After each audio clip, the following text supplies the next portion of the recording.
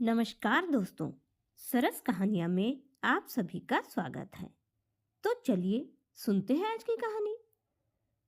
तुम रोना बंद करो, जरूरत पड़ी तो माँ को हमारे घर ले आएंगे। प्रदीप ने नेहा को तसल्ली देते हुए कहा।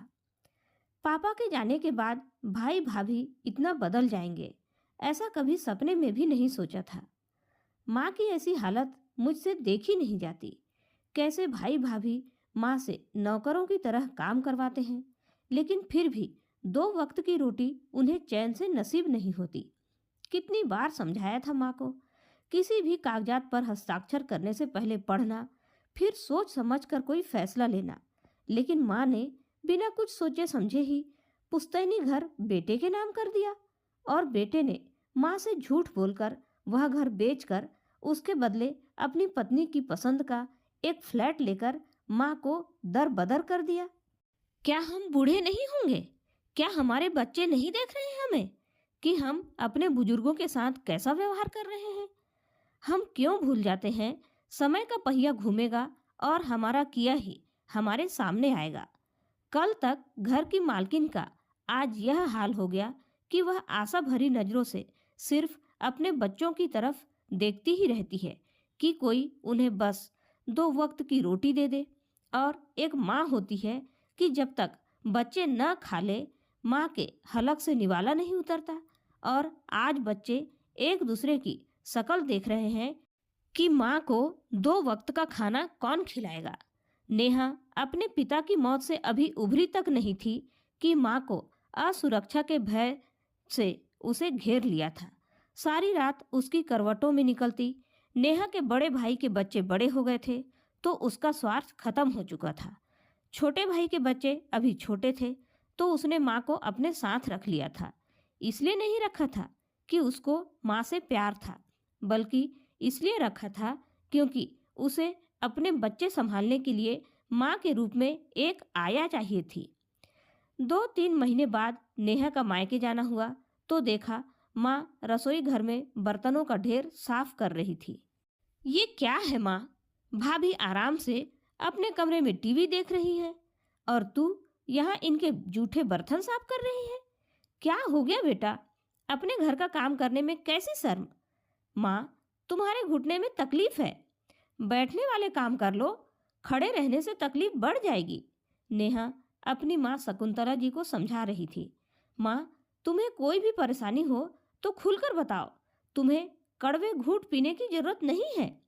तुम्हारी बेटी और बेटे जैसा जमाई बैठा है, हमारे साथ चलकर रहो। नेहा जिद करने लगी। बिटिया, ऐसा कभी मत बोलना।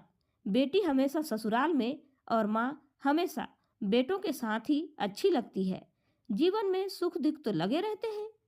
मैं अभी भाभी से बात करती हूँ, वह आपके साथ ऐसा कैसे कर सकती है? नेहा जाने को हुई कि उसकी माँ ने उसका हाथ पकड़कर वहीं रोक लिया। ना बेटा, ऐसा मत करना, वरना फिर बेटे को उल्टी सीधी पट्टी पढ़ाएगी और जो मुझे रूखी सूखी रोटी मिलती है वह भी मुझे नसीब नहीं होगी। यह सुनकर नेहा की आंखों में आंसू आ गए। नेहा बोली, माँ, मेरा होम बेकर का बिजनेस अच्छा चल पड़ा है। यहाँ भाई भाभीयों की मोहताज से अच्छा तो मेरे साथ मिलकर काम करो। मेरी असिस्टेंट की तरह मैं आपको सैलरी भी दूंगी ताकि आप अपने को बोझ न समझो। आत्मनिर्भर बन जाओगी आप वहां जाकर। अरे पागल हो गई हो तुम? यहाँ कल तक मुझे साथ कौन रखेगा इस बात को लेकर झगड़े हो रहे थे, लेकिन अब मेरे को साथ रखने के लिए झगड़े हो रहे हैं। देर से ही सही बेटा, मेरी कदर तो जानी इन्होंने। माँ, कितनी भोली हो तुम। यह झगड़ा तुम्हारे लिए नहीं हो रहा, उनको अपने बच्चों के लिए केयर टेकर चाहिए। तुम उनके बच्चों का ध्यान रखो, उनके घर का काम करो, इसलिए तुम्हें साथ रखना चाहते हैं।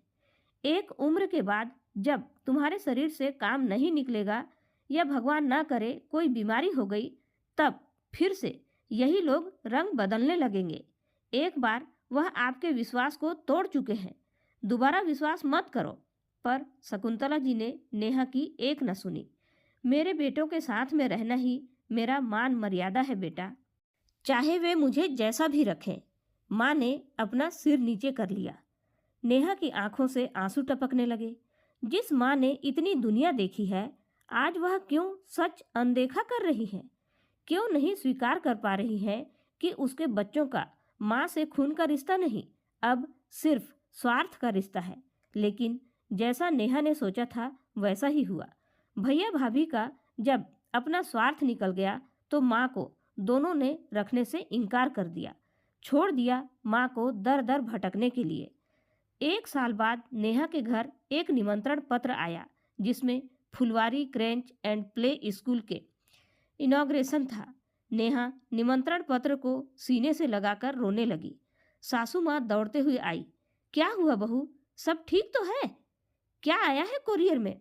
माँ जी, मेरी माँ ने एक फ्लैट में क्रैच खोला है। अब मेरी माँ किसी के सहायता या पैसों की मोहताज नहीं, आत्मनिर्भर है। नेहा की खुशी 7वें आसमान पर थी। वह प्रदीप को फोन करने लगी। इतने में शकुंतला जी बेटी के ससुराल आ गई। नेहा ने माँ को सीने से लगा लिया और बहुत रोई। यह सब कैसे हुआ माँ?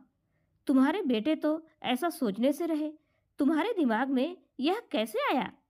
बिटिया, पड़ोस की एक सोसाइटी में ही किसी ने सलाह दी कि माताजी, हमारे बिल्डिंग में सभी लोग वर्किंग हैं, आप क्यों नहीं क्रैच खोल लेती? आपको बस बच्चों का ध्यान रखना है, खाने और बच्चों के पोटी सुसु के लिए एक मेड रख लीजिएगा। वाह, सलाह देने वाला साक्षात भगवान ही था। नेहा की आंखों में चमक आ गई। फिर तेरे पापा की बात ध्यान आ गई बेटा। वे हमेशा कहते थे, भाग्यवान, जब तक शरीर चल रहा है तब तक सब अपने हैं, तो शरीर को चलता रखें ताकि चलते चलते ही दुनिया से विदा हो जाए।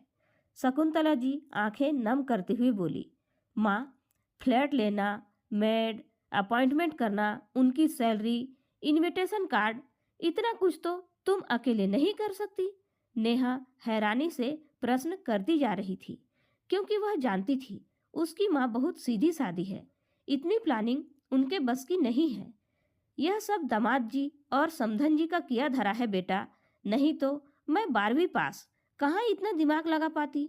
यह सब इन्हीं का एहसान है। माँ, पहले ही आपने हमारे यहाँ के लिए ना कहकर जता दिया था कि आपके 2 बेटे हैं।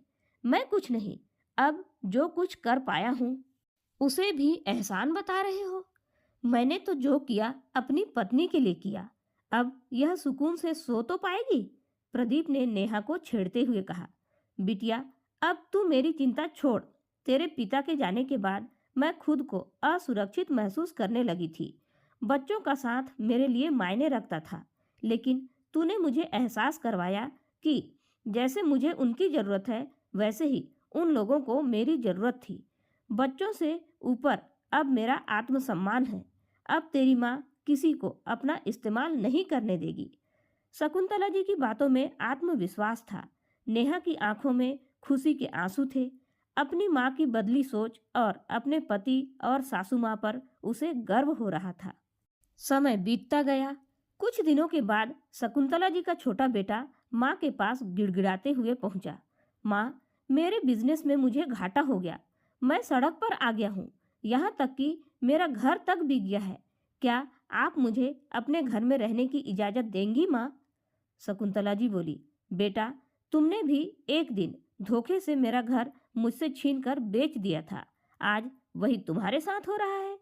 तुम्हारे कर्म ही तुम्हारे आगे आ रहे हैं। शकुंतला जी की बहू भी उनके पैरों पर गिर गई और रोने लगी। माँ, हमें आपकी ज़रूरत है। बच्चे भी अपनी दादी को बहुत याद करते हैं। शकुंतला जी बोली, बहू, ऐसी ही ज़रूरत एक दिन मुझे तुम लोगों की थी, जब तुमने मुझे घर से निकाल दिया था। मैं भी तुम लोगों के सामने इसी तरह गिड़गिड़ाई और रोई थी, लेकिन तुमने मेरी एक नहीं सुनी थी। कितने दिनों तक मैंने भूखे प्यासे ही गुजारे थे। तब तुम्हें अपनी माँ पर तरस नहीं आया था? तब तुम्हें अपनी माँ की ज़रूरत नहीं थी? निकल जाओ मेरे घर से। इस घर में तुम जैसी औलाद के लिए कोई जगह नहीं है। बहू बेटा गिड़गिड़ाते रहे, लेकिन शकुंतला जी ने उनकी एक न सुनी और उन्हें अपने घर से निकाल दिया। तो दोस्तों, माँ ने अपने बेटा बहू के साथ ऐसा करके अच्छा किया या गलत किया, अपने अनमोल विचार कमेंट करके ज़रूर बताइएगा और आज की कहानी कैसी लगी अपने विचार ज़रूर बताएं। धन्यवाद।